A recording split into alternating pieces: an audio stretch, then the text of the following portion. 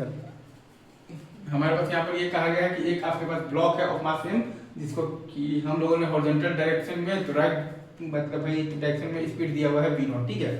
और एक हमारे पास तो वेज है ऑफ मास m, राइट। और ये सारा सरफेस यहाँ पर आपके पास दिया हुआ है कि स्मूथ है, मतलब कि यहाँ भी म्यू बराबर 0 है और यहाँ भी म्यू बराबर 0 है। तो हमें ये बताना है कि find the maximum height reached by the block.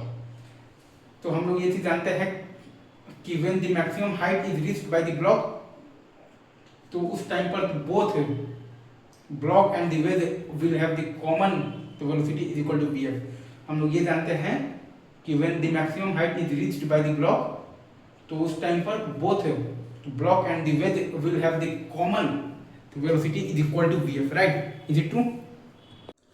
हाँ जी सर। अब अगर आप ये तो ब्लॉक और ये वेज को अगर आप एक सिस्टम मानिएगा, तो पूरे सिस्टम पर एक्स एक्सिस के अलोंग कोई भी एक्सटर्नल फोर्स नहीं है, मतलब कि आप पूरे सिस्टम पर एक्स एक्सिस के अलोंग आप लीनियर मोमेंटम कंजर्वेशन लगा सकते हैं। अगर मैं फिर से बोल रहा हूँ, आप अगर ये तो ब्लॉक और ये वेज को अगर आप एक सिस्टम मानिएगा, तो पूरे सिस्टम पर एक्स एक्सिस के अलोंग कोई भी एक्सटर्नल फोर्स नहीं है, मतलब कि आप पूरे सिस्टम पर एक्स एक्सिस के अलोंग लीनियर मोमेंटम कंजर्वेशन लगा सकते हैं, राइट। जब हमने यहाँ पर किया है तो m plus M into V F बराबर आ गया है m इंटू वी नॉट, तो हमारे पास आ गया है कि वी एफ बराबर M V not by M plus M, right.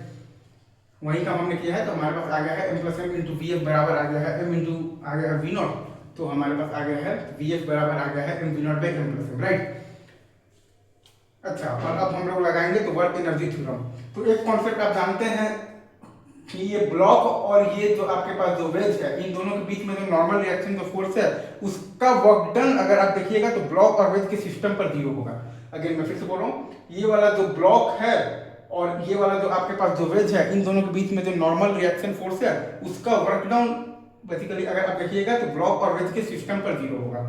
अगर मैं लास्ट पर बोल रहा हूँ, ये वाला जो आपके पास जो ब्लॉक है और ये वाला जो आपके पास जो वेज है, इनके बीच में जो नॉर्मल रिएक्शन जो फोर्स है, उसका वर्क डन अगर आप देखिएगा तो ये ब्लॉक और वेज के सिस्टम पर 0 होगा। तो आपके पास खाली एक ही मतलब वेज फोर्स का वर्क डन आएगा, और वो है आपके पास ग्रेविटेशनल फोर्स। तो आपके पास आ गया है basically minus M G H बराबर, ये है आपके पास फाइनल काइनेटिक एनर्जी है half into M plus M into M square into है आपके पास V not square by M plus M का होल स्क्वायर, और माइनस आपके पास इनिशियल आपके पास मतलब कि तो काइनेटिक एनर्जी है हाफ एम तो वी नॉट स्क्वायर। अगेन आपके पास work done by the gravitational force है माइनस एम जी एच, और बराबर ये आपके पास फाइनल काइनेटिक एनर्जी है half into M plus M into M square into V not square by M plus M का होल स्क्वायर, और minus ये आपके पास इनिशियल काइनेटिक एनर्जी है हाफ एम तो वी नॉट स्क्वायर।